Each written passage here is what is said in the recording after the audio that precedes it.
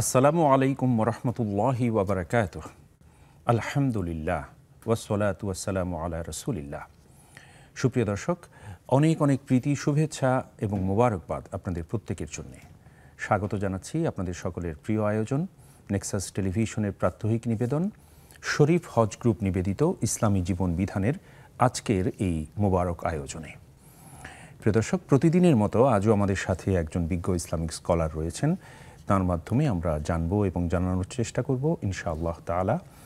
আর আমরা জানি যে আমাদের এই আয়োজনটি নেক্সাস টেলিভিশনের পাশাপাশি নেক্সাস টেলিভিশন ইসলামিক এই ফেসবুক পেজ থেকেও সরাসরি সম্প্রচারিত হচ্ছে। আলহামদুলিল্লাহ, আপনারা যারা অনলাইনে সংযুক্ত হয়েছেন আপনাদেরকেও মোবারকবাদ জানাচ্ছি এবং আপনারা সকলে দুটো মাধ্যমে আমাদের সাথে সরাসরি সংযুক্ত হতে পারছেন, অংশগ্রহণ করতে পারছেন আজকের আয়োজনে। প্রথমত টেলিভিশন স্ক্রিনে প্রদর্শিত নাম্বারে সরাসরি ডায়াল করে, এবং আপনারা যারা অনলাইনে আমাদেরকে উপভোগ করছেন আপনারা মন্তব্যের ঘরে আপনাদের যে কোনো কথা কিংবা জিজ্ঞাসা সংক্ষিপ্তাকারে লিখলে সেখান থেকেও আমরা নেওয়ার চেষ্টা করব ইনশাআল্লাহ বিইজনিল্লাহ। প্রিয় দর্শক, এবার চলুন আজকের সম্মানিত মেহমানের সাথে পরিচিত হই। উপস্থিত হয়েছেন আমাদের সকলের প্রিয় মানুষ, বিশিষ্ট মিডিয়া ব্যক্তিত্ব, বরেণ্য আলেমে দ্বীন এবং খতিব আন-নূর জামে মসজিদ, টঙ্গী, গাজীপুর, ফাদিলাতুল উস্তাজ আলী হাসান তৈয়ব হাফিজাহুল্লাহ। আসসালামু আলাইকুম ওয়া রাহমাতুল্লাহি ওয়া বারাকাতুহু। ওয়ালাইকুম আসসালাম রাহমাতুল্লাহি ওয়া বারাকাতুহু। শায়েখ, আপনাকে মোবারকবাদ জানাচ্ছি এবং কৃতজ্ঞতা আপনার মূল্যবান সময় শেয়ার করছেন। আপনাকে শুকরিয়া জানাচ্ছি। জাযাকুমুল্লাহ। শুকরান, জাযাকুমুল্লাহ খায়ের, বারাকাল্লাহু ফিকুম। আলহামদুলিল্লাহ, আমরা শায়েখের সাথে পরিচিত হলাম। এবার আমরা প্রথমত শায়েখের কাছ থেকে কোন বিষয়ে আজকে কথা শুনব। প্রতিদিনই আমরা কোনো না কোনো আমাদের জীবন ঘনিষ্ঠ গুরুত্বপূর্ণ সমসাময়িক প্রসঙ্গ নিয়ে কথা বলি, কিছুটা হলেও দিক নির্দেশনা পাওয়ার চেষ্টা করি। আজকেও সেরকম একটি বিষয় নিয়ে প্রথমত আমরা কথা শুনব, আর সেটি হচ্ছে ইসলামের দৃষ্টিতে সাংবাদিকতা। ইসলামের দৃষ্টিতে সাংবাদিকতা। আমরা শায়েখের কাছে যাচ্ছি। আলহামদুলিল্লাহ, শায়েখ, অত্যন্ত চমৎকার একটি বিষয় এবং এই বিষয়টি আপনার সাথে অত্যন্ত প্রাসঙ্গিক।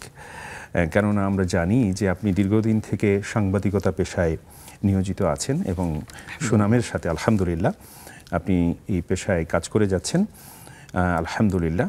তো ইসলামের দৃষ্টিতে সাংবাদিকতা যে কতটা গুরুত্বপূর্ণ বিষয়, এটা আমরা হাড়ে হাড়ে এখন পুরো জাতি আমরা বোধ করি, বুঝতে পারি, উপলব্ধি করতে পারি। কারণ যে কোনো বিষয়ের সত্যতা, ন্যায়নিষ্ঠতা এবং বস্তুনিষ্ঠতা নির্ভর করে যে প্রাপ্ত তথ্য, আমি কোন তথ্যের ভিত্তিতে তা বিচার করছি এবং সেই তথ্যটা সঠিক কিনা, বস্তুনিষ্ঠ, সত্যনিষ্ঠ কিনা। এই জন্য সাংবাদিকতা এবং সংবাদ অবাধ তথ্য প্রবাহ, যেটা যদি কোনোভাবে যদি বায়াসড হয়ে যায় তাহলে সেখানে জাস্টিস করাটা মুশকিলের হয়ে যায়।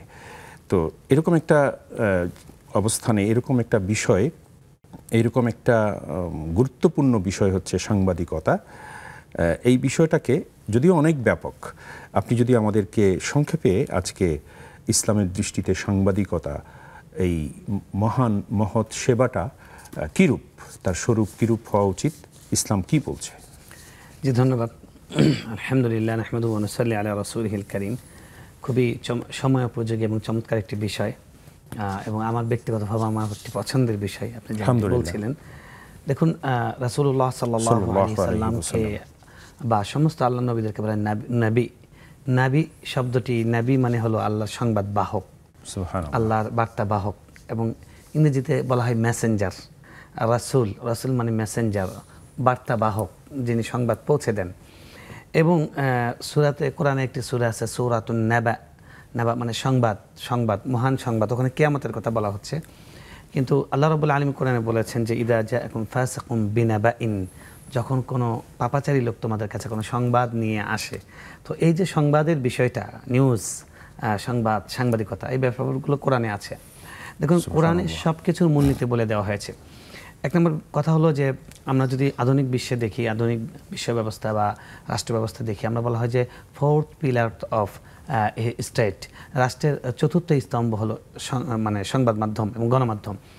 তো সংবাদ মাধ্যম রাষ্ট্রের চতুর্থ স্তম্ভ কেন বলা হয়? কারণ রাষ্ট্র টিকে থাকে, সংসদ থাকে, বিচারালয় থাকে, আইন বিভাগ থাকে, নির্বাহী বিভাগ থাকে। তো এই আইন, আদালত এবং নির্বাহী বিভাগ, এই তিনটা বিভাগ মিলে একটা রাষ্ট্রকে পরিচালনা করে। এই তিনটা বিভাগ হলো একটা রাষ্ট্রের সর্বোচ্চ অথরিটি। এই তিনটা বিভাগ কি করা উচিত এবং কোনো ভুল করলে সেটা যে ভুল সেটা ধরে দেওয়া উচিত, এবং কোনো কিছু যদি এই তিনটা বিভাগের নজরে না আসে তাদের নজরে আনার কাজটা এটা সংবাদ মাধ্যম করে, একটা গণমাধ্যম করে। এই জন্য গণমাধ্যমকে আধুনিক রাষ্ট্র, বিশেষ করে গণতান্ত্রিক দেশগুলোতে, গণতন্ত্রের একটা মূল কথা মানুষের মত প্রকাশের স্বাধীনতা। তো মানুষের মত প্রকাশের স্বাধীনতার একটা বড় একটা মানে নিদর্শন হলো যে সেখানে অবাধ সংবাদ প্রবাহের ব্যবস্থা থাকবে। তো এখন আমরা বাংলাদেশে দেখছি যে ব্যাপক অনেক মিডিয়া আছে, পত্রিকা আছে, প্রিন্টেড সংবাদ মাধ্যম আছে এবং ইলেকট্রনিক সংবাদ মাধ্যম আছে। সবার জন্য মূল কথা হলো, এক নাম্বার, ইসলাম কিছু মূলনীতি দিয়েছে।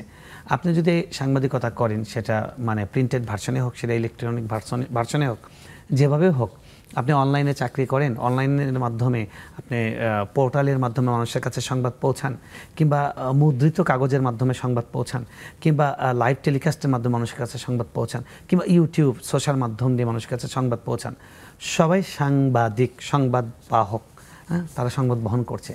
এখন এরকম প্রত্যেকটা মানুষের দায়িত্ব হলো সঠিক সংবাদ মানুষের কাছে তুলে ধরা, এবং সঠিক সংবাদ যদি কেউ মানুষের কাছে তুলে না ধরে সেটা বিশৃঙ্খলা হয়। এটাকে কোরআনে বলা হচ্ছে ফাসাদ, সন্ত্রাস। তো আল্লাহ রাসূল সাল্লাল্লাহু আলাইহি ওয়াসাল্লাম আমাদেরকে মূলনীতি বলে দিয়েছেন যে তোমরা প্রত্যেকে দায়িত্বশীল, দায়িত্ব সম্পর্কে জিজ্ঞাসিত হবে। এবং আল্লাহ রাব্বুল আলামিন কোরআনে বলেছেন কিফুহুম ফাইন্নাহুম মাসউলুন, তুমি তাদেরকে থামো, তোমরা প্রত্যেকে জিজ্ঞাসিত হবে। যা মনে চায় তা বলতে পারো না, যা মনে চায় তা লিখতে পারো না, যা মনে চায় তা ফলা করতে পারো না। আমাদের দেখতে হবে একটা সংবাদ যদি ইচ্ছাকৃতভাবে সত্য, একটা যে সংবাদ মানুষের কাছে পৌঁছা দরকার, আমরা যদি না পৌঁছাই তাহলেও এটা অপরাধ।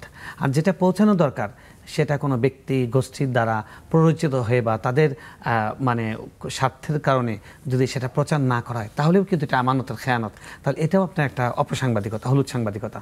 আপনি সত্যটা পৌঁছাচ্ছেন। আমরা আধুনিক বিশ্বে দেখছি যে এই জায়গাটায় আপনাকে একটু ছেদ ঘটাচ্ছি। আমরা আধুনিক বিশ্বের প্রেক্ষাপটে কি দেখছি আপনি বলবেন। আমাদের সাথে দর্শক যুক্ত হয়েছেন। আসসালামু আলাইকুম ওয়া রাহমাতুল্লাহ। দর্শক, কথা বলুন। জি, ওয়ালাইকুম আসসালাম ওয়া রাহমাতুল্লাহ। হুজুর, আমি মোসাম্মদ নীলা বলছিলাম পাবনা সদর থেকে।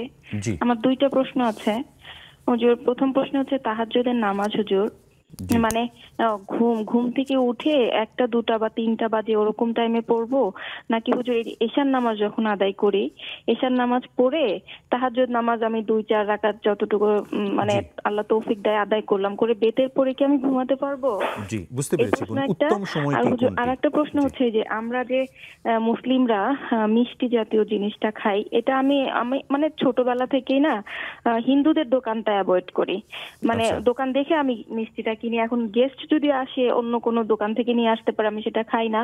যদি প্রশ্ন করে কেন খাও না, বলে এটা এখন মুসলিম দোকান না হিন্দু দোকান, এটা তো আমি দেখি না। তো অনেকে বলে এটা বেশি এক্সেস। আচ্ছা যাই হোক হুজুর, এটা তো আমি দেখে কিনে খাই। কিন্তু আমার প্রশ্নটা হচ্ছে হুজুর, যেমন সোনা, মানে মিষ্টির দিক থেকে এরকম হলো, আমরা যে স্বর্ণকারের দোকানে সোনাটা বানাই, আমি একটা মানে মোটা অঙ্কের স্বর্ণ বানিয়েছি হিন্দুর দোকান থেকে হুজুর। এখন আমার মনে একটা খুঁতখুঁতি যে হিন্দুর দোকান থেকে বানালাম, হিন্দু মানুষ বানাই দিছে, এই জিনিসটা আমি এখন পড়বো কন্টিনিউ। জি, বুঝতে পেরেছি। এই বিষয়ে একটু বলবেন যে এটা ঠিক কিনা। জি, আপনার এই ধারণাটি সঠিক কিনা, শরিয়া কি বলছে এটা আমরা জানবো শাইখের কাছ থেকে। আর কোনো প্রসঙ্গ আছে আপনার? অনেক শুকরিয়া বোন, আপনি সাথে থাকুন। আমাদের সাথে আরো একজন দর্শক যুক্ত হয়েছেন। আসসালামু আলাইকুম ওয়া রাহমাতুল্লাহ। দর্শক, কথা বলুন। জি, আমার একটা প্রশ্ন। আমি কোরআন শরীফ পড়ি কিন্তু ঠোঁট নড়ে, জিহ্বা নড়ে, সবকিছু কিন্তু জোরে উচ্চারণ করে পড়ছেন তখন হাফসায় যায় হুজুর। এই কারণে কি আমি ঠোঁট আর জিহ্বা নাড়া এটা আমি আস্তে আস্তে পড়তে পারবো? আচ্ছা, অনেক শুকরিয়া বোন, আপনি সাথে থাকুন, ইনশাআল্লাহ শাইখ বলবেন। জাযাকুমুল্লাহ খায়ের। আলহামদুলিল্লাহ, শাইখ আমাদের কাছে কিছু জীবন ঘনিষ্ঠ প্রশ্ন এসছে, প্রশ্নোত্তরে যাব, কিন্তু খুব গুরুত্বপূর্ণ জায়গায় ছিলাম। আপনি বর্তমান বিশ্বের প্রেক্ষাপটে বিশ্বের প্রেক্ষাপটে আপনি দেখুন, মিডিয়ার যেটা উদ্দেশ্য ছিল, মূল ভূমিকা ছিল, সেটা হলো চতুর্থ স্তম্ভ, অর্থাৎ রাষ্ট্রের মানে কল্যাণ নিশ্চিত করা। জনগণের স্বার্থ যদি কখনো ক্ষুণ্ণ হয়, সেটা সরকার, নির্বাহী বিভাগ, বিচার বিভাগ, আইন বিভাগ তারা করে, সেটা তারা লোকমা দিবে, তারা রেফারির ভূমিকা পালন করবে। ঠিক একইভাবে জনগণের কোনো কিছু করা দরকার করছে না, সেটাও তারা বলবে। কিন্তু এই কাজ না করে দেখা যায় যে অনেক সময় অনেক গোষ্ঠী, অনেক ব্যক্তি কিংবা অনেক ব্যবসায়িক মহল তাদের মিডিয়া হবার কারণে দেখা যাচ্ছে যে তারা এই ভূমিকাটি পালন করছে না। এরা কিন্তু অবশ্যই আমানতের খিয়ানত করছে। আল্লাহ কোরআনে বলেছেন, ইন্নাস সামআ ওয়াল বাসারা ওয়াল ফুআদা কুল্লু উলাইকা কানা আনহু মাসউলা। চোখ, কান এবং অন্তঃকরণ সব কিছুই কিন্তু আল্লাহর কাছে জিজ্ঞাসিত হবে। আমাদের সব মুখ দিয়ে কী বলছে এটা আল্লাহর কাছে জবাবদিহি করতে হবে। তো এখন আপনি কলম দিয়ে কী লিখছেন এটাও আল্লাহর কাছে জবাবদিহি করতে হবে। এখন আপনি দেখতে পাচ্ছেন যে এটা একটা মিথ্যা সংবাদ, আপনি তারপরে প্রচার করছেন দুটো ফেসবুক লাইভ পাওয়ার জন্য বা আপনার পাঠক কার্তির জন্য আপনি এটা সংবাদটা প্রচার করছেন। একজনের চরিত্র হনন, একজন নারীর চরিত্র হনন করা বা একজন পুরুষের চরিত্র হনন করা বা একজন নিরীহ ব্যক্তিকে হয়রানি করার জন্য আপনি কারো দ্বারা বায়াসড হয়ে আপনি সংবাদটা প্রচার করলেন। এগুলো হলো অপসাংবাদিকতা, এগুলোকে হলুদ সাংবাদিকতা বলে।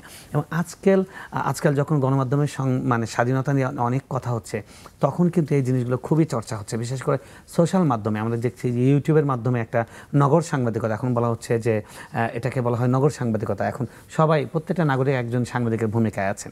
তো এটার একটা সমস্যা হলো যেন কোনো নিয়ন্ত্রণ নেই। তো এই নিয়ন্ত্রণহীন একজন এক এক জায়গা থেকে লাইভ করছে, তারপরে অনেক প্রাঙ্ক ভিডিও বানাচ্ছে, অনেক মিথ্যা কথা প্রচার করছে।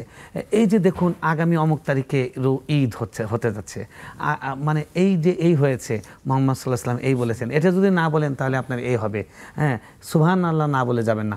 এই যে কথাগুলো আপনার প্রচার করছেন, এটাও কিন্তু সংবাদ প্রচার করা। তো এই প্রচার করার ক্ষেত্রে আপনার দায়িত্ব আছে। আমি মূল কথাটা বোঝাতে চাচ্ছি, প্রথম কথা হলো যে সাংবাদিকতা আপনি সত্য কথা বলতে হবে, মিথ্যার বিপক্ষে আপনার অবস্থান থাকবে। পত্রিকার আপনি স্লোগান দিলেন, যাহা বলিব সত্য বলিব, কিংবা আপনি বলছেন যে সত্যে বলতে কোনো আপোষ নেই, আপোষহীন আমি বলছি না, বললে কারোর সাথে মিলে যাবে।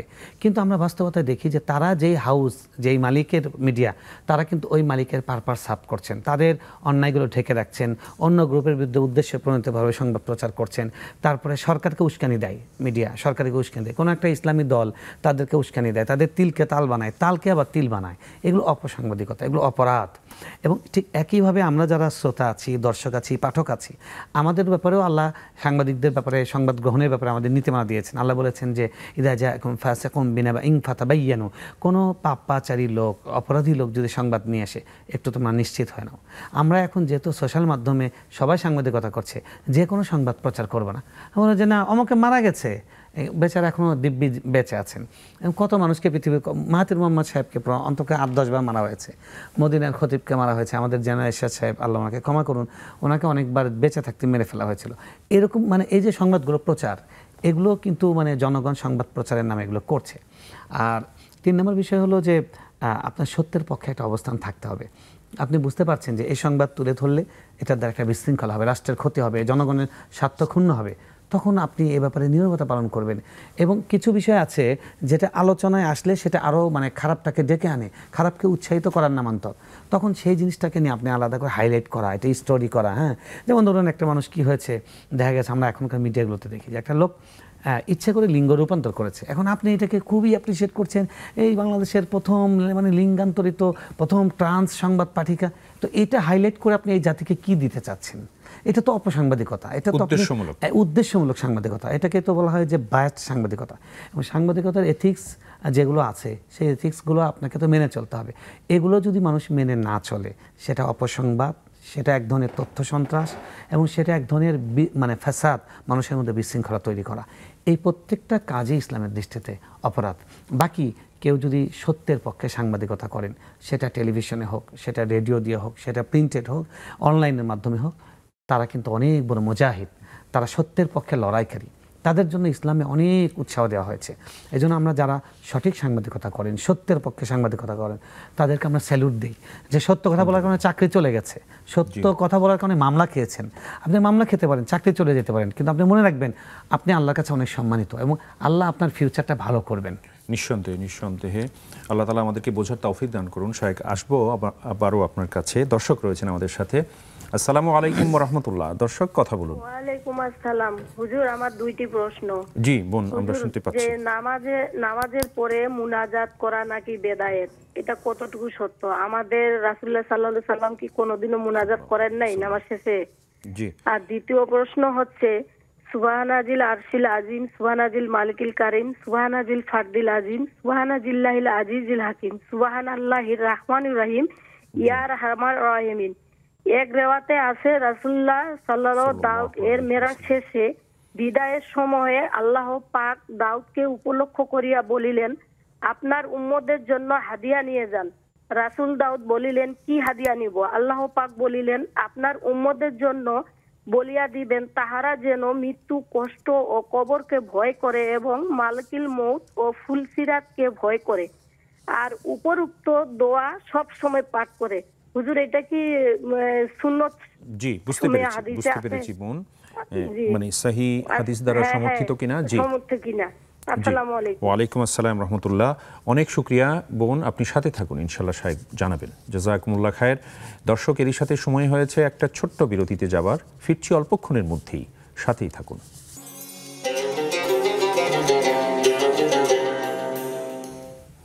সুপ্রিয় দর্শক, বিরতির পর আপনাদের প্রত্যেককে আরও একবার স্বাগত জানাচ্ছি শরীফ হজ গ্রুপ নিবেদিত ইসলামী জীবন বিধানের আজকের এই মোবারক আয়োজনে। আপনারা আমাদের সাথে আজ রয়েছেন আলহামদুলিল্লাহ আমাদের সকলের প্রিয় শায়েখ ফদিলাতুল উস্তাজ আলী হাসান তৈয়ব হাফিজাহুল্লাহ। শায়েখ, আপনাকে আবারও মোবারকবাদ জানাচ্ছি। আলহামদুলিল্লাহ, আমরা আপনার কাছে শুনছিলাম যে ইসলামের দৃষ্টিতে সাংবাদিকতা, এই গুরুত্বপূর্ণ বিষয়ে কথা। শায়েখ, আরও একটু জানতে চাইব, একটু প্রাসঙ্গিকভাবে জানব যে কোনো সংবাদ পরিবেশনা যদি কোনো দেশ জাতির তার ইসলামিক ধর্মীয় মূল্যবোধ কিংবা সাংস্কৃতিক মূল্যবোধের বিপরীতে চলে যায়, এরকম সাংবাদিকতাকে ইসলাম কী দৃষ্টিতে দেখছে? দেখুন, খুবই গুরুত্বপূর্ণ একটি সম্পর্ক প্রশ্ন। সাংবাদিকতার ক্ষেত্রে এটা খুবই খুবই খুবই গুরুত্বপূর্ণ একটি বিষয় যে আপনি জাতীয় মূল্যবোধ এবং ধর্মীয় মূল্যবোধের বিপক্ষে যেন আপনি অবস্থান না নেন এবং সেটাকে প্রমোট না করেন। আল্লাহ রাব্বুল আলামিন স্পষ্ট বলেছেন, ইন্নাল্লাযীনা ইউহিব্বুনা আন তাশিআ আল ফাহিশাতু ফিল্লাযীনা আমানু লাহুম আযাবুন আলীমুন ফিদ দুনিয়া ওয়াল আখিরাহ। যারা মানুষের মধ্যে, ঈমানদারদের মধ্যে বেহায়াপনা, নগ্নতা, বেলাল্লাপনা ছড়িয়ে দিতে চায়, তাদের জন্য দুনিয়াতে এবং আখিরাতে কঠিন শাস্তি আছে। এখন আপনি একটা মানে কিছু জিনিস, আমরা কিছু হাউসকে দেখি, তারা ইচ্ছে করে মানে নগ্নতা, বেহায়াপনা, আমাদের বাংলাদেশের যে ধর্মীয় মূল্যবোধ এবং আবহমান বাঙালি সংস্কৃতি, শালীন ভদ্র সংস্কৃতি এবং উগ্রতামুক্ত সংস্কৃতি, এটাকে চ্যালেঞ্জ করছে। আপনি জোর করে এখানে ফটো সুন্দরী আনছেন, এখানে জোর করে অমক তেল কোম্পানির সুন্দরী আনছেন, অমক সাবান কোম্পানির সুন্দরী আনছেন। এগুলো তো বেহায়াপনাকে প্রমোট করা এবং ভিন্ন কোনো জাতির সংস্কৃতি ইচ্ছে করে পুশ করার চেষ্টা, এটা আমরা স্পষ্ট দেখতে পাই। কিছু কিছু হাউস, কিছু কিছু সংবাদ মাধ্যম এটা করে, যেন তারা যেন কমিটেড ওই বিজাতির কাছেই, তারা যেন এই জাতির কাছে কমিটেড না, যে তাদের কমিটমেন্টটা যেন এখানে নয়। এগুলো খুবই জঘন্য অপরাধ এবং এটা কিন্তু রাষ্ট্রের মূল্যবোধ পরিপন্থী হবার কারণে উচিত রাষ্ট্রীয় কর্তৃপক্ষের যেদের বিরুদ্ধে ব্যবস্থা নেওয়া, কারণ এরা ফাসাদ এবং বিশৃঙ্খলা, বেহায়াপনা ছড়িয়ে দিচ্ছে। এদেরকে কি বলবেন আপনি, এটা তো রাষ্ট্রবিরোধী অপরাধ করছে। এবং এই ধরনের আমরা দেখি যে কিছু সংবাদের শিরোনাম করা হয় ইচ্ছা করে, একটা সম্প্রদায়কে জঙ্গি বানানোর চেষ্টা, একটা সম্প্রদায়কে মানে মূল্যবোধ পরিপন্থীর চেষ্টা, একটা সম্প্রদায়কে পশ্চাৎপদ বানানোর চেষ্টা, হ্যাঁ, আবার একটা সম্প্রদায়কে মহান বানানোর চেষ্টা, একটা অপরাধকে মানে সুন্দর সাফাই দেওয়ার চেষ্টা। এই জিনিসগুলো আমরা স্পষ্টই দেখি। যেহেতু আমরা একটা মিডিয়ায় কথা বলছি, এই জন্য আমরা মানে ইন জেনারেল বলছি না, মানে আমরা এটাকে কোনো নাম নিচ্ছি না। কিন্তু আমি যদি অনেক সময় এই ব্যাপারে ক্লাস করাই যে অপসাংবাদিকতা কতভাবে হয়, মানে উদাহরণ দিয়ে দিতে পারি। যেমন আজকে আমি একটি সংবাদ পড়েছি, শিরোনাম করেছে মানে একই সঙ্গে দুই স্বামীর সঙ্গে সংসার করেছেন, ঠিক আছে, এটা হলো সংবাদ। এরপরের লাইন সংবাদে হচ্ছে তিনি বঞ্চিত করেননি কাউকে। তো এটা একটা কি একটা সংবাদ, এটা তো একটা অশ্লীল একটা ইঙ্গিত করছে। তো আপনার তো সাংবাদিক হিসেবে আপনার তো কোনো বিধান দেওয়া বা মন্তব্য করার দায়িত্ব সাংবাদিকের নয়। সাংবাদিকের দায়িত্ব হলো আপনি সংবাদটা পৌঁছে দিবেন। এখন যার কাছে পৌঁছাচ্ছেন তারা বিচার করবে এটা ঠিক ব্যাঠিক, বা যারা কর্তৃপক্ষ আছে তারা বিচার করবে। আপনার সাংবাদিকের ভূমিকা হলো যে আমি শুধু দেখেছি সেটা আমি লিখলাম, আমি জেনেছি সেটা আমি প্রচার করলাম, এটাই সাংবাদিকের ভূমিকা। সাংবাদিক কখনো বিচারক নন, কিন্তু এখন বিভিন্ন হাউসকে, বিভিন্ন সংবাদ মাধ্যমকে দেখছি তারা বিচারকের ভূমিকায় অবতীর্ণ হচ্ছে। তারা টক শোতে মানুষকে ডেকে এনে ইচ্ছে করে খুঁচিয়ে খুঁচিয়ে প্রশ্ন করছে, মানে সে তার কথাটা বলাতে চাচ্ছে, সে তার বিষটা উদ্গীরণ করতে চাচ্ছে। তো এগুলো কিন্তু মানে ইসলামের দৃষ্টিতে অনেক জঘন্য অপরাধ। এটা আমাদের বাংলাদেশের প্রচলিত আইনেও এবং আমাদের মূল্যবোধেও অপরাধ। আমরা মনে করি যে স্বাধীন নতুন বাংলাদেশে এই ধরনের অপসাংবাদিকতা এবং কিছু হাউজের যে নষ্টামি এবং আমরা বলবো ইতরামি, এই শব্দটাও আমরা বলবো যে তারা এই জিনিসগুলো ইচ্ছে করে করেন জাতীয় মূল্যবোধ পরিপন্থী। আমরা বলবো যে তারা যেন সংশোধন হয়ে যায়, না হলে কিন্তু জাতি এদের ব্যাপারে প্রতিরোধ গড়ে তুলবে। কারণ আপনি আমাদের হাজার বছরের সংস্কৃতিকে নষ্ট করে দিয়ে আপনি বাহিরের পচা নষ্ট সংস্কৃতিকে মহান করে দেখাবার চেষ্টা করবেন, এটা মানুষ সবসময় সহ্য করবে না। তো আমরা মনে করি যে এই সংবাদ মাধ্যমগুলো তারা সংশোধন হবে এবং ইসলামী যে মূল্যবোধ এই সাংবাদিকতার ক্ষেত্রে, সংবাদ প্রচারের ক্ষেত্রে, সংবাদ লেখার ক্ষেত্রে, গ্রহণের ক্ষেত্রে, এটা যদি আমরা অনুসরণ করি তাহলে আমাদের জাতির জন্য এবং মুসলিম উম্মার জন্য অনেক কল্যাণকর হবে। আমি দোয়া করি আল্লাহ যেন আমাদের সব হাউসকে সেটার তৌফিকটা দান করেন। আল্লাহুম্মা আমিন, আল্লাহুম্মা আমিন। অনেক শুকরিয়া শাইখ, জাযাকুমুল্লাহ খায়ের। আমাদের সাথে দর্শক রয়েছেন। আসসালামু আলাইকুম ওয়া রাহমাতুল্লাহ। দর্শক কথা বলুন। ওয়ালাইকুম আসসালাম ওয়া রাহমাতুল্লাহ। জি বোন, আমরা শুনতে পাচ্ছি, আপনি বলুন। আমার প্রথম প্রশ্নটা হলো ওই মোহর নিয়ে আর কি। জি। যদি স্বামী যদি স্ত্রীকে মোহর দিতে না পারেন তাহলে তার ছেলে মেয়ে দিতে পারবে কি? আর একটা প্রশ্ন হলো, আচ্ছা, মাগরিবের যে কোনো আজানের সময় এই ঘর ঝাড়ু দেওয়া যাবে কি? আর একটা প্রশ্ন হলো, মাগরিবের নামাজের সময় কি সব রুমের এই লাইট জ্বালাইতে হবে না?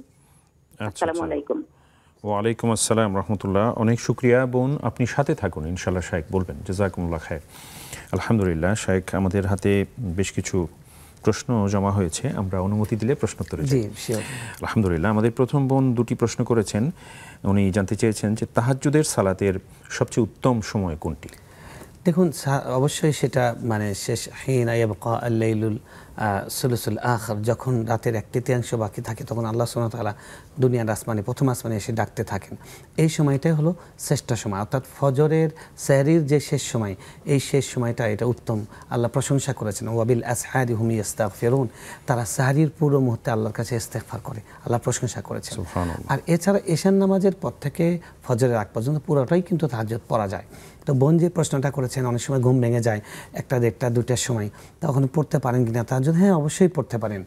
আর অবশ্যই আপনি মানে ঘুমাতে যাওয়ার আগে তাহাজ্জুদ পড়ে নেওয়ার চেয়ে ঘুম ভাঙলে যেই তাহাজ্জুদ নামাজটা হয় সেটা অবশ্যই উত্তম, কারণ ওটার মধ্যে আত্মত্যাগ আছে, ওটার মধ্যে এক্সট্রা ভালোবাসা, নিবেদন আছে যে আল্লাহর জন্য আমি আরামের বিছানাটা আমি ত্যাগ করলাম।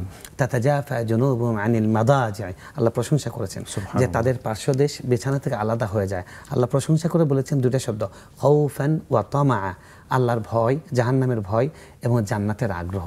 তো জান্নাত লাভের আগ্রহ আর জান্নাতের বাসনা আর জাহান্নামের ভয়, এই ভয় থেকে যে ব্যক্তি ঘুম ভেঙে উঠে তাহাজ্জুদ পড়েন সেটাই হলো শ্রেষ্ঠ প্রেমময় নামাজ, সেটাই হলো সেই নামাজ রাসূল সাল্লাল্লাহু আলাইহি ওয়াসাল্লাম বলেছেন সমস্ত নফলের মধ্যে শ্রেষ্ঠ নামাজ।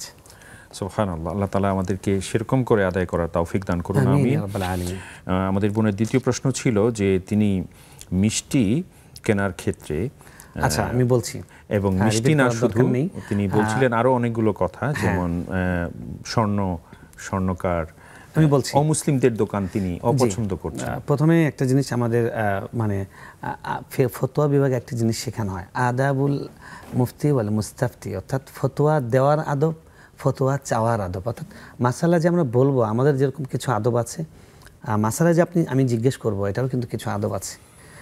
একটা টেলিভিশনে সরাসরি সম্প্রচারিত অনুষ্ঠান সবাই দেখছে, এখানে অমুসলিম ভাইরাও দেখবেন। তো আমাদেরকে প্রশ্ন এমনভাবে করা উচিত, কোনো জাতি, কোনো ধর্মের লোক যাতে অসম্মান বোধ না করেন। আপনি একটা ধর্মের নাম নিয়ে বারবার বলছেন তাদেরটা খাওয়া যাবে কিনা, তাদের কোনো ধর্মের তো হাতে নাপাক নেই। নাপাক হলো যদি বিশ্বাসের থাকে, সেটা তার বিশ্বাসে অন্তরে আছে। নাপাক হলো সেটা যেটা আল্লাহর নাম ছাড়া অন্য কিছুতে, অন্য কারো নামে জবাই করা হয়, দেবদেবীর নামে যদি জবাই করা হয় তাহলে সেটা হারাম, সেটা আপনার জন্য নাপাক, সেটা খেতে পারবেন না। এছাড়া হাতে বানানো জিনিস, অর্থাৎ আপনি চাউল দিয়ে কিছু বানিয়েছে বা কোনো ফলমূল বা কোনো কিছু হাতে বানানো, এক কথায় জবাই করা না, এরকম যদি তৈরি করা প্রস্তুতকৃত মানে খাবার হয়, সেটা অমুসলিমদেরটাও খেতেও কোনো অসুবিধা নেই। বাকি আপনার যদি মনে হয় যে ওই লোকের বিশ্বাসের মধ্যে অপবিত্রতা আছে, তাওহীদ সঙ্গে শিরক আছে, আমি খাবো না, সেটা আপনার তাওহীদের পরিচ্ছন্ন হৃদয়ের একটা পরিচয়, কিন্তু সেটা ফলো করার বিষয় নয়, সেটা বারবার বলার বিষয় নয়, এটা ভেতরে একটা উপলব্ধির বিষয়। আমার আপনার সঙ্গে ঝগড়া আছে, এখন আপনার সঙ্গে আমি একটা অনুষ্ঠানে একসঙ্গে বসে গেছি, এখন আপনাকে দেখে আমার মনে হচ্ছে পাশে নিয়ে দূরে গিয়ে বসি, সেটা আমি টেকনিক্যালি উঠে গিয়ে দূরে গিয়ে বসলাম, কিন্তু আমি বললাম যে না, আপনার সঙ্গে আমার বসে খেতে ভালো লাগছে না, এটা তো কোনো ভদ্রতার মধ্যে পড়ে না। তো এই জন্য আমাদের এই কথাটা এইভাবে বলা উচিত না, এভাবে ভাবা উচিত নয়। আপনি খেতে পারেন, মিষ্টান্ন খেতে পারেন, কোনো সমস্যা নেই। বাকি আপনার মনের ভিতর যদি এটা আসে যে আদৌ পবিত্র হয়েছে কিনা, বা এটা তারা পরিপূর্ণ সূচিকর্ম করার পরে পবিত্রতা, আমাদের ইসলামের যে পবিত্রতা, যে সুন্দর সিস্টেম, আমাদেরকে মানে পেশাব পায়খানা করার পরে আমাদের ঢিলা ক্লুব ব্যবহার করতে হয়, অর্থাৎ কাপড় কি বলে টিস্যু ব্যবহার করতে হয়, তারপর পানি ব্যবহার করতে হয়, এরপরে হাত ধোয়া, এরপরে অজু করা, কতগুলো পবিত্রতার স্তর আছে। তো আমার পবিত্রতার ব্যাপারে আমার যেরকম আত্মবিশ্বাস আছে, হয়তো অন্য ধর্মের বা অন্য কারো পবিত্রতার ব্যাপারে আমার সেই আত্মবিশ্বাস নেই। সেই জায়গা থেকে যদি আপনি খেতে মনে না আছে, আপনি খেয়ে না, রুচিতে যদি না আসে, এটা না আসতে আপনি খেয়ে না, এটা আপনার একটা পবিত্রতার একটা নিদর্শন। কিন্তু এটা বলার বিষয় নয়, এটা বলা উচিত নয় আর কি। অনেক শুকরিয়া শেখ জাযাকুমুল্লাহ। আমরা অন্য ধর্মের দুটো জিনিস খেতে পারবো না, সেটা হলো তাদের যে ধর্মীয় পূজা বা উৎসব, যে জিনিসটা তাদের দেবদেবীর উদ্দেশ্যে মানে উৎসর্গ করা হয়, সেটা খাওয়া যাবে না।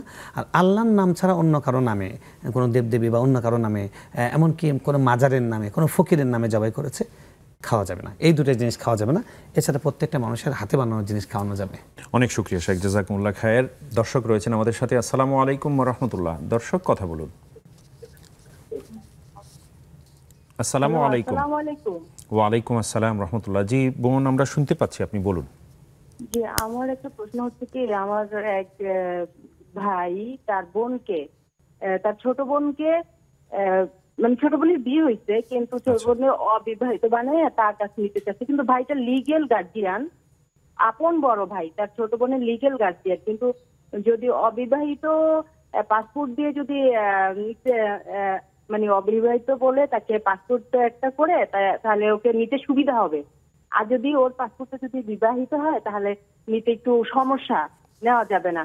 যেহেতু ওর বড় ভাই, ওর লিগেল গার্জিয়ান, ওর ভরণ পোষণ সবকিছুই দেয়, সবকিছু করে। তো এইভাবে কি নেওয়া যাবে কি? মানে ভাই বোনকে নেবেন আর কি? জি, বড় ভাই, বড় ভাই, বোন বিবাহিত, পাসপোর্টটা করতে হবে অবিবাহিত হিসেবে, এটা জায়েজ হবে কিনা? জি, বুঝতে পেরেছি বোন। জি, বুঝতে পেরেছি। অনেক শুকরিয়া, আপনি সাথে থাকুন, শায়েখ জানাবেন ইনশাআল্লাহ। দর্শক, আবারও সময় হয়েছে একটা ছোট্ট বিরতিতে যাবার। আপনারা সকলে উপভোগ করছেন শরীফ হজ গ্রুপ নিবেদিত ইসলামী জীবন বিধান। অল্পক্ষণের মধ্যে ফিরছি, সাথেই থাকুন।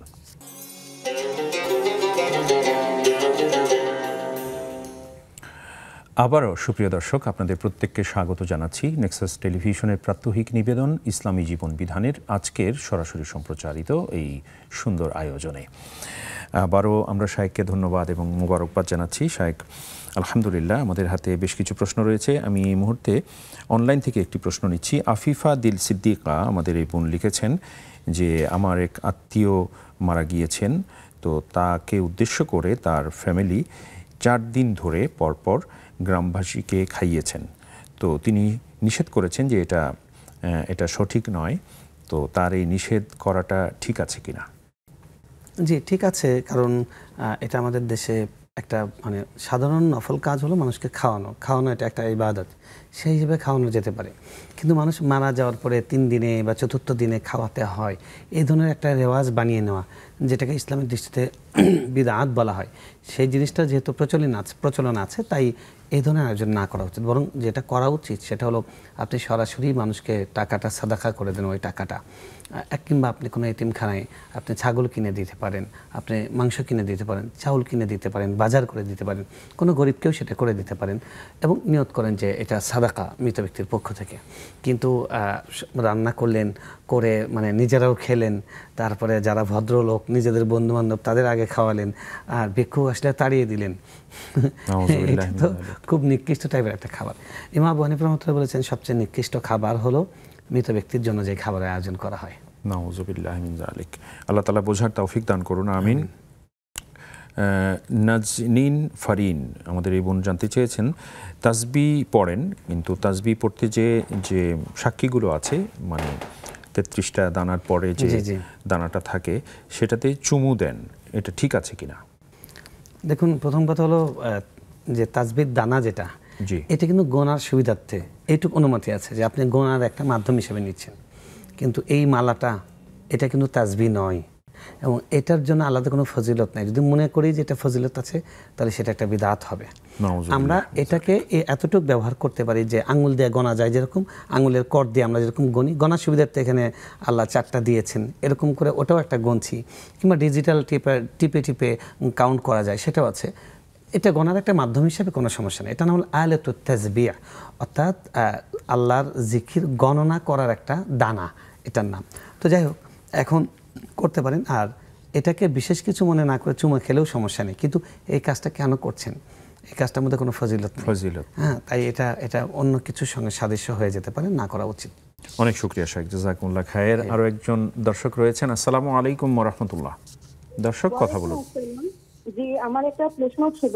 জি। সেটা হচ্ছে যে আমার মা সম্প্রতি ইউটিউবে একটি দোয়া দেখেন ওয়াজ থেকে, আল্লাহুম্মা ইয়া আউয়াল আউয়ালি ইয়া আখিরাল আখিরি ইয়া জাল কুওয়াতাল মাতিন। তো এটা আমি আবার ইন্টারনেটে সার্চ দিয়ে দেখি, এখানে দেওয়া যে আল্লাহুম্মা ইয়া আউয়াল আউয়ালি ওয়া ইয়া আখিরাল আখিরিন ওয়া ইয়া জাল কুওয়াতাল মাতিন ওয়া ইয়া রাহিমাল মাসাকিন। তো এখানে ওয়াটা কি হবে নাকি হবে না? যেহেতু এক জায়গায় বলা হয়েছে, এক জায়গায় বলা হয়নি। আচ্ছা আচ্ছা, অনেক শুক্রিয়া। আপনি সাথে থাকুন, শাইখ বলবেন। জাযাকুমুল্লাহ খায়ের। আলহামদুলিল্লাহ শাইখ, আমরা এই প্রশ্নটার উত্তর একটু নেই। আমাদের বোন যে দোয়াটার কথা বললেন, হ্যাঁ দেখুন, আসলে এই দোয়াটা কোনো মানে রাসূল সাল্লাল্লাহু আলাইহি ওয়াসাল্লাম করেছেন বা সুন্নাহ কর্তৃক বর্ণিত বিশেষভাবে এই বাক্যগুলো, এরকম কোনো দোয়া নয়।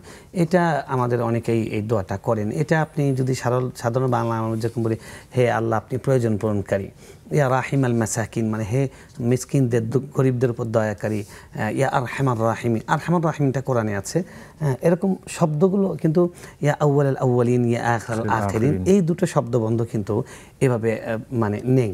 তো আপনি বরং এইভাবে দোয়া করা উচিত। আল্লাহর 99টা নাম আছে, যেগুলো ইয়া রাহিম, ইয়া রহমান, ইয়া করিম, ইয়া মান্নান, ইয়া দাইয়ান। তো এই নামগুলোর ব্যাপারে আল্লাহ কোরআনে বলেছেন ওয়ালিল্লাহিল আসমাউল হুসনা ফাদউহু বিহা। আল্লাহর রয়েছে পবিত্র নামসমূহ, তোমরা সেগুলো দিয়ে নাম দিয়ে আল্লাহর কাছে দোয়া করো। আল্লাহর পবিত্র নামসমূহ উচ্চারণ করে যদি দোয়া করেন, দোয়া কবুলের ব্যাপারে কোরআনে বলা হচ্ছে, এটা গ্যারান্টি আছে। কিন্তু ইয়া আউয়াল আউয়ালিন আখিরাল আখিরিন, এই শব্দগুলো বললে মানে এটার কোনো গ্যারান্টি নেই যে এই দোয়াটা কবুল হবে। সুতরাং আমরা যেগুলো কোরআনে আছে, হাদিসে আছে, সেগুলোই পালন করার চেষ্টা করি। কোরআনে কত চমৎকার দোয়া, এক একটা সুন্দর সুন্দর দোয়া। সূরা আম্বিয়ার একটা পৃষ্ঠায় 4টা দোয়া আছে, এরকম অনেক সূরা বাকারার মধ্যে আছে, সূরা আলে ইমরানের মধ্যে আছে। রব্বানা আতিনা ফিদ দুনিয়া হাসানা ওয়া ফিল আখিরাতি হাসানা ওয়া কিনা আযাবান নার। এক লাইনে যা আছে, সারাদিন চেয়েও আপনি এটাকে উত্তরণ করতে পারবেন না, এটাকে অতিক্রম করতে পারবেন না। দুনিয়াতেও ভালো দেন, আখিরাতেও ভালো দেন, আর জাহান্নামের আগুন থেকে বাঁচান।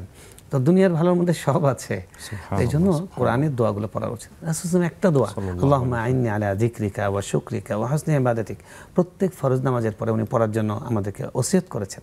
তো একটা লাইনের মধ্যে কতগুলো কথা। আল্লাহ আপনার জিকির করার তৌফিক দেন, শুকরিয়া করার তৌফিক দেন, উত্তম রূপে ইবাদত করার তৌফিক দেন। তো এই যে আপনি আল্লাহর কাছে চাচ্ছেন, এক লাইনে সব চাওয়া হয়ে গেছে। এই জন্য কোরআন এবং সুন্নাহ বর্ণিত দোয়াগুলোই আমরা পড়ার চেষ্টা করব বেশি বেশি। অনেক শুক্রিয়া শাইখ, জাযাকুমুল্লাহ খায়ের। আরো একটা ফোন নেব। আসসালামু আলাইকুম ওয়া রাহমাতুল্লাহ। দর্শক, কথা বলুন। হ্যালো, আসসালামু আলাইকুম। ওয়ালাইকুম সালাম। হ্যালো, জি আমরা শুনতে পাচ্ছি বোন, আপনি বলুন। আচ্ছা, আমার প্রথম প্রশ্ন, দরুদ শরীফ কি শুয়ে বসে পড়া যাবে? আচ্ছা আচ্ছা। আর দ্বিতীয় প্রশ্ন, আমার বড় বোন প্রায় 45 বছর ধরে উনি মানসিকভাবে অসুস্থ, মানসিক রোগী উনি, কিন্তু রিসেন্ট 7 দিন 8 দিন ধরে উনি বিছানায়, এত কষ্ট পাচ্ছে আমার এই বড় বোন। তার এই কষ্টটা আমি আর দেখতে পাচ্ছি না, মানে আমরা সবাই, সে তো পাগল, মানসিক রোগী, তার এই কষ্ট কিভাবে দূর করা যায়, আল্লাহ পাক তাকে যে কোনো একটা ফয়সালা করে দিক। তার এই কষ্ট দূর করার জন্য আমি তার ছোট বোন কি আমল করতে পারি? আচ্ছা আচ্ছা, অনেক শুক্রিয়া বোন। আল্লাহ তাআলা শিফা দান করুন আপনার বোনের। শাইখ বলবেন, আপনি সাথে থাকুন। জাযাকুমুল্লাহ খায়ের। আলহামদুলিল্লাহ শাইখ, আরও 2টি প্রশ্ন এসছে। তার পূর্বে আমাদের আরেক বোন 2টি প্রশ্ন করেছিলেন যে সালাতের পরে মোনাজাত প্রসঙ্গে তিনি জানতে চেয়েছেন। তিনি শুনেছেন যে বিদআ। দেখুন, সালাতের পরে সম্মিলিত মোনাজাতকে যদি কেউ জরুরি মনে করে তাহলে সেটা বেদাত হবে। কয়েকটা কথা আছে এখানে। ফরজ নামাজের পরে নিয়মিতভাবে মোনাজাত করাটা জরুরি, এটা যদি কেউ মনে করে তাহলে বেদাত হবে। এই যে তিনটে শব্দ বন্ধ বললাম, এর কোনো একটা যদি অনুপস্থিত হয়, অর্থাৎ সালাতের পরে না, অন্য কোনো সময়, তাহলে বিদাত হবে না। কিংবা মাঝে মধ্যে করলো, তবে এটাকে জরুরি মনে করছে না, তাহলে বিদাত হবে না। এখন আমাদের এটা হলো হওয়া না হওয়া, মানে বিদাত হওয়া না হওয়ার বিষয়। আমাদের করণীয়কে এটা যদি জিজ্ঞেস করেন, তাহলে আমাদের করণীয় সেটা যেটা আমাদের নবী সাল্লাল্লাহু আলাইহি ওয়াসাল্লাম, তিনি আমাদের জন্য উত্তম মডেল, উসওয়াতুন হাসানাহ। তিনি কি করতেন? তিনি নামাজের পর একাকী দোয়া পড়তেন, নীরবে দোয়া পড়তেন, নিবৃতে। আল্লাহ বলেছেন যে উদউ রাব্বাকুম খাফিয়াতান তাদাররুআন দুনাল জাহরি, অনেকগুলো শব্দ বলেছেন, গোপনে, আস্তে, বিনয়ের সাথে, জোরে করে নয়, তোমরা তোমাদের রবকে ডাকো। তো রাসূল সাল্লাল্লাহু আলাইহি ওয়াসাল্লাম নামাজের পরে একা অনেকগুলো দোয়া পড়তেন। এই যে একটা দোয়া একটু আগে আমরা পড়লাম, এছাড়াও তিনি আস্তাগফিরুল্লাহ পড়তেন, আল্লাহুম্মা আনতাস সালাম ওয়া মিনকাস সালাম তাবারাকতা ইয়া যাল জালালি ওয়াল ইকরাম। তারপরে সকাল সন্ধ্যা বিশেষে ফজর মাগরিব অনেক দোয়া পড়তেন। হ্যাঁ, আউযু বিকালিমাতিল্লাহি তাম্মাতি মিন শাররি মা খালাক, অনেক দোয়া আছে। এই দোয়াগুলো আমরা পড়ব এবং একাকী আপনি মোনাজাত করতে পারেন। এবং হাদিসে এটা আসছে, সহিহ হাদিসে, যে দুবুরাস সালাওয়াতিল মাকতুবা, যখন বিশেষভাবে দোয়াগুলো কবুল হয়, তার মধ্যে একটা হলো ফরজ নামাজের পরে। সুতরাং নামাজের পরে মোনাজাত আছে, মোনাজাত সুন্নত, এবং মোনাজাতটা করার চেষ্টা করা উচিত। বাকি আমরা যে একটা রেওয়াজ বানিয়ে ফেলেছি যে একসাথে করতে হবে এবং না করলে নামাজ খালি খালি লাগে, এটা ভাবাটা বেদাতের দিকে নিয়ে যায়। হ্যাঁ, বেদাতের দিকে নিয়ে যায়। আমরা বলি এটা না করে মাঝে মধ্যে করলাম। আর ব্যক্তিগতভাবে মোনাজাতকে উৎসাহিত করা উচিত, কারণ মোনাজাত মানে হলো গোপনে কোনো কিছু চাওয়া, গোপনে কথা বলা। সো মানে সবাই একসাথে বলা তো এটা মোনাজাত হলো না, এটা দোয়া। মোনাজাত হলো গোপনে আল্লাহর কাছে চাওয়া। তো চাওয়ার ক্ষেত্রে নিজেরটা নিজে চাওয়া, কারণ আমি আমার অবস্থাটা জানি। এই জন্য উত্তম হলো মানে একাকে দোয়া করা। আল্লাহ তাআলা আমাদের প্রত্যেককে তৌফিক দান করুন, আমিন। শায়েখ, আবারও ফিরবো আপনার গুরুত্বপূর্ণ আলোচনায়, ছোট্ট একটা বিরতি পেরিয়ে ইনশাআল্লাহ। দর্শক, আবারও যাচ্ছি ছোট্ট বিরতিতে। আপনারা উপভোগ করছেন শরীফ হজ গ্রুপ নিবেদিত ইসলামী জীবন বিধান। সাথেই থাকুন।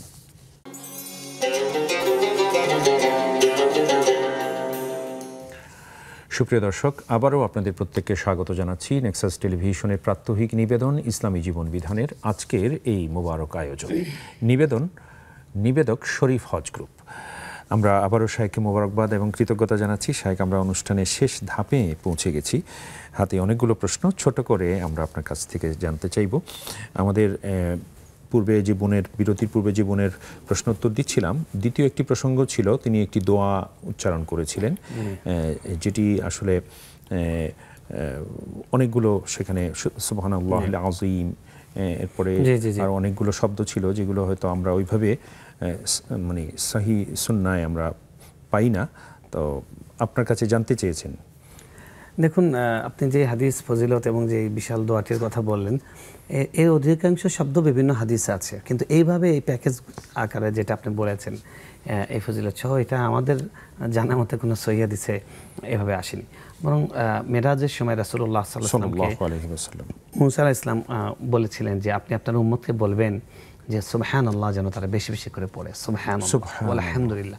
গিরাসুল জান্নাত, জান্নাতের গাছ, জান্নাতে যেন চারা রোপণ করলো। কেউ সুবহানাল্লাহ সুবহানাল্লাহ পড়লো, যেন সে এরকম খোলা জমিনে চারা রোপণ করলো, কিছুদিন পর গাছ হয়, গাছগুলো বড় হতে থাকে, ফুল ফসল সুন্দর।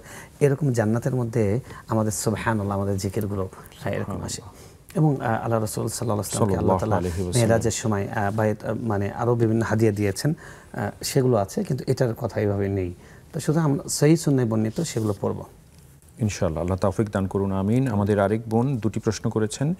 উনি জানতে চেয়েছেন যে স্বামী যদি স্ত্রীর মোহর দিতে অসমর্থ হন, তাহলে তার ছেলে মেয়ে বাবার পক্ষ হয়ে মাকে মোহরানা আদায় করতে পারবেন কিনা? জি, অবশ্যই পারবেন, কারণ এটা মানে মায়ের হলো এটা প্রাপ্য তার বাবার কাছে, অর্থাৎ একজন স্ত্রীর প্রাপ্য তার স্বামীর কাছ থেকে যে অ্যামাউন্টটা তারা বিবাহের সময় নির্ধারণ করেছেন। এখন আমি আপনার কাছ থেকে টাকা পাই, আপনি দিতে পারছেন না, তো অন্য কেউ যদি দিয়ে দেয়, এটা অবশ্যই আমার উপর অনুগ্রহ হবে। এখন সন্তানরা যদি এটা মনে করে যে আমার বাবা মোহরানা দেননি আম্মার, এবং সেটা যদি আম্মা বোঝা যাচ্ছে যে উনি এটার দাবি ছাড়েননি, তাহলে তো আমার বাবা এটার জন্য আটকে যাবেন। তো সেটা আমরা দিয়ে দিই, এটা অবশ্যই সন্তানদের জন্য অনেক বড় সৌভাগ্যের হবে যে বাবা ঋণ পরিশোধ করছেন। এটা অনেক বড়, অবশ্যই সে অবকাশটা আছে। অনেক শুকরিয়া শায়েখ। ওনার দ্বিতীয় প্রশ্ন ছিল যে আজানের সময় ঘর ঝাড়ু দেওয়া নাকি মানা, এবং বিশেষ করে মাগরিবের আজানের সাথে সাথে লাইট অন করতে হবে? দেখুন, আজানের সময় ঘর ঝাড়ু দিতে কোনো নিষেধ নেই এবং মাগরিবের সময় লাইট জ্বালিয়ে দিতে হবে এমন কোনো নির্দেশনাও নেই। বাকি যেহেতু সন্ধ্যার সময় সূর্য অস্ত যাবার সঙ্গে সঙ্গে আলোটা আল্লাহ রাব্বুল আলামিন যে প্রাকৃতিক আলোটা দিয়েছেন সেটা আস্তে আস্তে নিভে যায়, তখন আমরা স্বাভাবিকভাবে আমরা আলো জ্বালিয়ে দিই। এটাই স্বাভাবিক কর্ম, এটা কোনো স্বাভাবিক, এটা কোনো সুন্নত নয় যে এটার পরে এটা করতে হবে। কিন্তু আজানের সাথে সাথেই হয়তো অনেকটা প্রয়োজন নেই এই মুহূর্তে, কিন্তু সাথে সাথেই জ্বালাতে হবে এরকম মনে করার কোনো আলাদা কোনো বিধান দেওয়া হয়নি। অনেক শুকরিয়া শেখ, জাযাকুমুল্লাহ খায়ের। এরপর আমাদের আরেক বোন জানতে চেয়েছেন যে ভাই দেশের বাইরে আছেন সম্ভবত, তো বোনকে তিনি নিতে চান সেখানে, তো বোনের বিয়ে হয়েছে কিন্তু বোন বিবাহিত হিসেবে পাসপোর্ট হলে তার নিতে অসুবিধা হবে, তাই অবিবাহিত দেখিয়ে তিনি পাসপোর্ট করে যদি নিতে চান সেটি শরিয়া সিদ্ধ হবে কিনা? শরিয়াতে সিদ্ধ হবে না, এটা একটা প্রতারণা হবে আর কি, মানে এটা একটা মিথ্যা আশ্রয় না। আল্লাহ বলেছেন আল্লাহ রাসূল বলেছেন ইয়াকুমুল কিযব, তোমরা মিথ্যা থেকে বেঁচে থাকো, কারণ মিথ্যা মানুষের জন্য অকল্যাণ, ধ্বংস ডেকে আনে। এটা একটা প্রতারণা, এটা একটা মিথ্যা, না করা উচিত। অনেক শুকরিয়া। এরপর আমাদের আরেক বোন জানতে চেয়েছেন যে শুয়ে বসে দরুদ পাঠ করা যাবে কিনা? জি, কোনো সমস্যা নেই, যে কোনো অবস্থায় আপনি জিকির করতে পারেন, দোয়া পড়তে পারেন, দরুদ পড়তে পারেন। এরপর ওনার দ্বিতীয় প্রশ্ন ছিল যে ওনার বড় বোন খুব অসুস্থ, মানসিক রোগী, তো খুবই কষ্টে আছেন, তো তারা পরিবারের সকলে এর জন্য খুবই দুঃখ অনুভব করছেন, তো তার জন্য কি আমল করলে তার আসান হবে?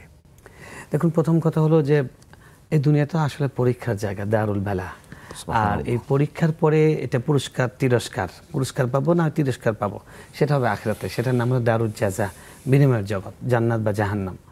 এখন এখানে কিন্তু এক একজনের পরীক্ষা এক এক রকম। কাউকে সুস্থতা দিয়েছেন আল্লাহ, কোনো রোগ হয় না, এটাও তার জন্য পরীক্ষা। সে তো এটা খুব ফুরফুরে মুডে আছে, কিন্তু এটা তার জন্য পরীক্ষা। আল্লাহ জিজ্ঞেস করবেন, এরকম সুস্থ রেখেছিলাম, অসুস্থ লোক পা নিয়ে একটা খুঁড়িয়ে হেঁচড়ে গিয়ে মসজিদে জামাতে সেটা নামাজ আদায় করেছে, আর তুমি বসে বসে বিড়ি ফুকেছো, তুমি বসে বসে গেমস খেলেছো, মোবাইলে বসে থেকেছো, ক্যারাম নিয়ে খেলেছো, বন্ধুদের সঙ্গে আড্ডা দিয়েছো, নামাজ পড়তে পারোনি, কি জবাব কি বলো? কোনো জবাব দিতে পারবে না। তো এগুলো পরীক্ষা, এই জন্য নিয়ামত দিলেও আল্লাহ পরীক্ষা, না দিলেও পরীক্ষা। এখন একজন মানুষ, একজন বোন আপনাদের, তিনি মানে অসুস্থ, মানসিক রোগী, আল্লাহর পক্ষ থেকে এটা পরীক্ষা। এখানে তার জন্য সুসংবাদ আছে, চিন্তা করে দেখুন। আল্লাহ রাসূল বলেছেন রফি আল কালাম আন সালাস, 3 জন ব্যক্তির উপর থেকে কলম তুলে নেওয়া হয়েছে, মানে তাদের গুনাহ লেখা হয় না। তার মধ্যে একটা হলো সাবি, শিশু, আর একটা হলো আল মাজনুন, পাগল, যার ভালো মন্দ জ্ঞান নেই, যিনি হিতাহিত জ্ঞান নেই, এরকম যারা আছেন তারা মাজুর, অর্থাৎ তাদের ব্যাপারে শরীয়তের কোনো বিধান নেই, আর সরাসরি জান্নাতে যাবে।